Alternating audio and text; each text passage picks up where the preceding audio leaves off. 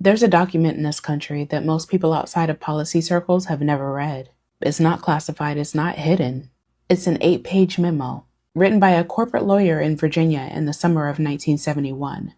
And that memo is the single most important document in modern American politics, because almost every political shift that you've lived through, Citizens United, the Federalist Society, the capture of the Supreme Court, the collapse of labor unions, corporate money in every election, was sketched out on 8 pages by one man.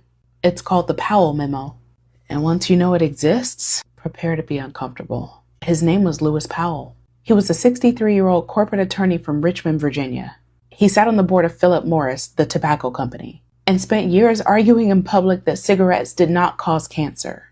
He represented American corporations. He was a fixture of the Virginia establishment. And on August 23, 1971, he wrote a confidential memo to his friend Eugene Snyder at the U.S. Chamber of Commerce. The memo was titled Attack on the Free American Enterprise System.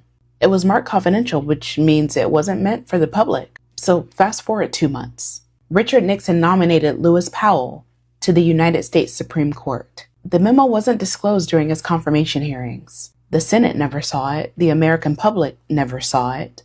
Powell was sworn in as a Supreme Court justice in January 1972, 6 months after writing a private plan for corporate America to take over the country. The memo opens with a warning. Right. No thoughtful person can question that the American economic system is under attack. Powell argued that business was losing the universities, losing the media, losing the younger generation, losing the courts. And the only way to reverse it was a coordinated multi-decade plan funded by corporations to take back every institution that shaped American opinion. The language in the memo is the language of war. Let's call a spade a spade. He used the words frontal assault, warfare, rifle shots, guerrilla warfare. He underlined the word survival. He said that corporate America had to abandon compromise and appeasement. Now, this plan had 4 parts. 1, capture the universities, fund scholars, endow chairs, monitor textbooks, pressure faculty. 2, capture the media, surveil television content, produce counter-programming, build new press favorable to corporate interests. Hello? Are you listening? 3, capture the courts. He wrote directly that the judiciary may be the most important instrument for change. Fund strategic litigation, build legal organizations, get corporate-friendly judges on the bench. 4, capture the political system, build lobbying arms, create political action committees, spend on elections at a scale that nobody's ever done before. Seriously. That was the plan. 8 pages of that bullshit, written in a matter of weeks. So here's what happened in the decade after the memo was written. 1972, the Business Roundtable was formed, a lobbying organization of Fortune 500 CEOs. 1973, the Heritage Foundation was formed, with seed money from Joseph Coors. 1973, the American Legislative Exchange Council was formed. That's the organization that writes model legislation, which gets copy-pasted into state legislatures. Stand your ground laws, voter ID laws, anti-protest laws, right-to-work laws. Literally all of it. Drafted by corporate lobbyists in a conference room. Then handed to state legislatures to introduce. 1977, the Cato Institute. Founded with Koch money. 1977, the Chamber of Commerce National Litigation Center. Now the most successful corporate advocacy group in Supreme Court history. 1978, the Manhattan Institute. 1982, the Federalist Society. That's the organization that controls the conservative judicial pipeline. Are you picking up what I'm putting down? Every single one of those organizations was a direct descendant of the Powell Memo.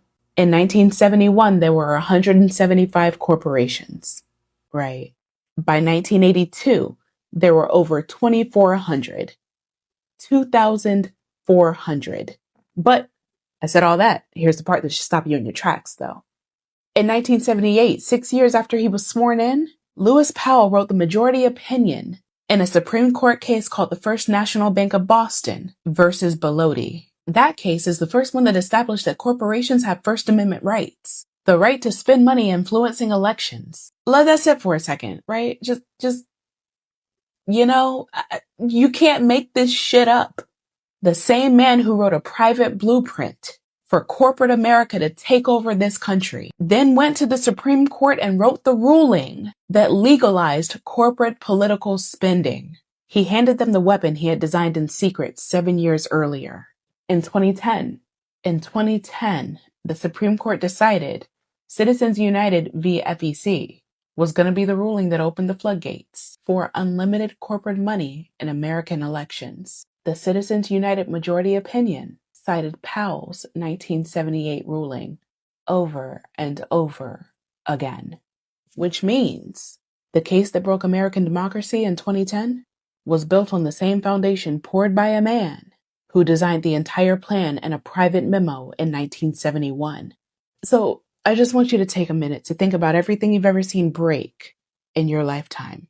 Unions, public schools, local newspapers, state legislatures, the Supreme Court. Think about every time you've wondered why this country keeps moving in one direction, no matter who gets elected. Now understand this. The people who built the machine that did that to you handed each other a memo in 1971. They passed it around corporate boardrooms. They funded the think tanks. They endowed the chairs. They built the courts. They trained the judges. They wrote the laws for 54 years. While most of us were just trying to live, they were executing a plan. So no, it's not you. You were never behind in an argument. You were playing a game that somebody else had already finished designing. I got nothing. I got no more words.